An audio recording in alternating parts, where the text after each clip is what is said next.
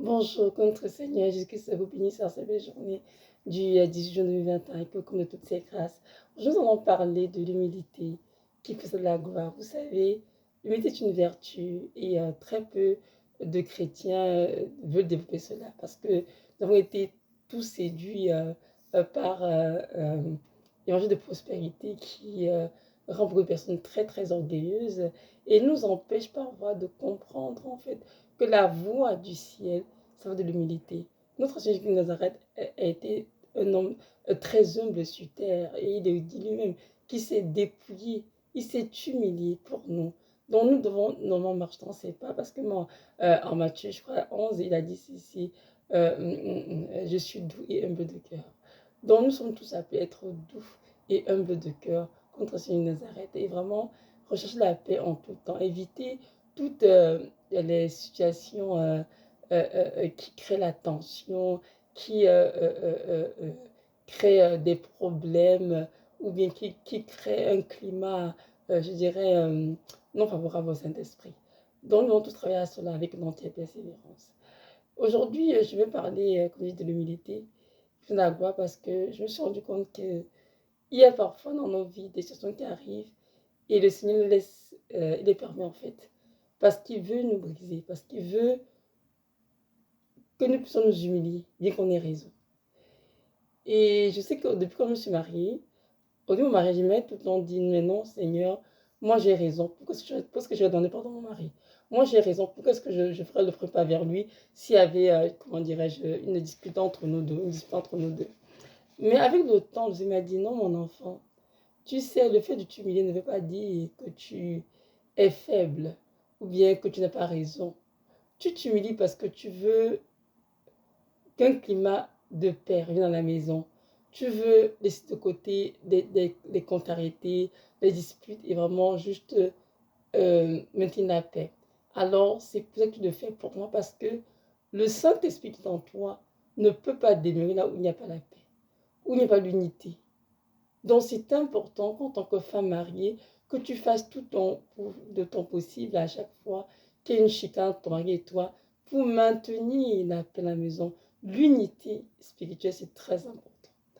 Donc, avec du temps, évidemment, ça peut être facile. On le dit, tous nous sommes tous orgueilleux à un niveau donné, dont le Seigneur commence à briser mon orgueil et vraiment amener à cette place où, peu importe que j'avais raison ou pas, j'étais capable de faire ce pas pour créer, comment dirais-je, euh, tenter en fait un lien de réconciliation. Et j'ai compris le Seigneur que c'est ça qu'il faut. Vous comprenez? Arrêtons de vouloir tout avoir raison. Arrêtons de tout le temps avoir le dernier mot.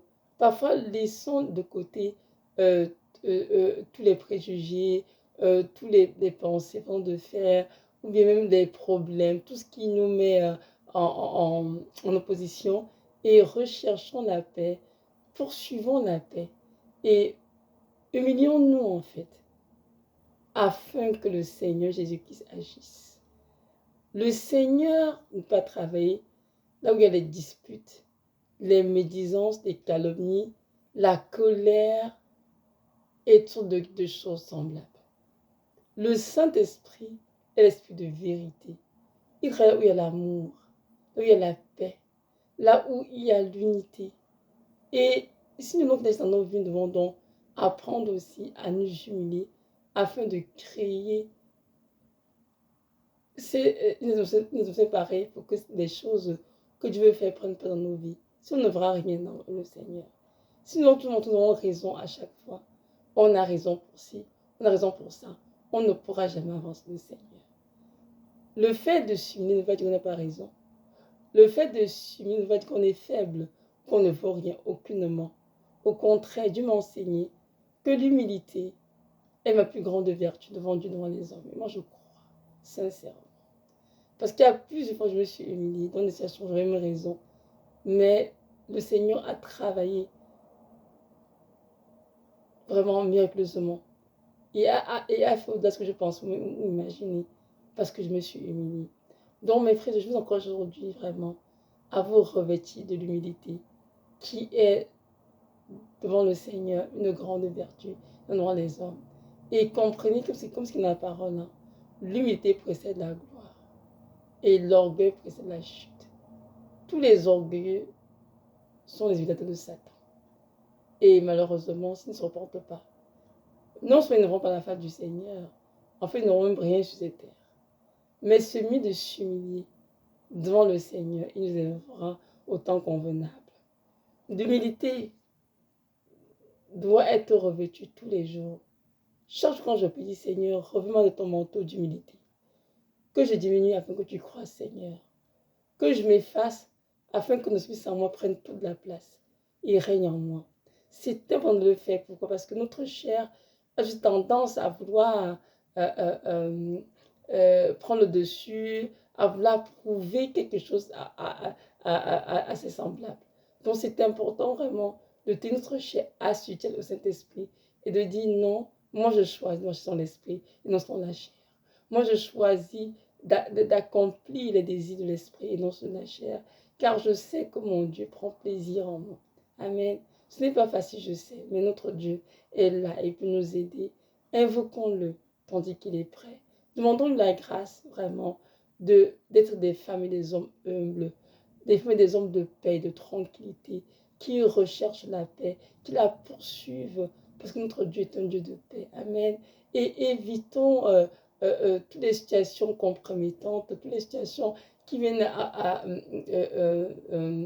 comment dirais-je, enlever la paix dans nos maisons, dans nos églises, toutes les situations qui viennent créer la frustration, la colère, l'irritation.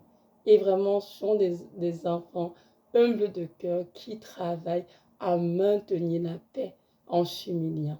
Alors, c'est encore Dieu qui m'écoute aujourd'hui de vraiment demander au Seigneur la grâce, d'apprendre à t'humilier devant les situations.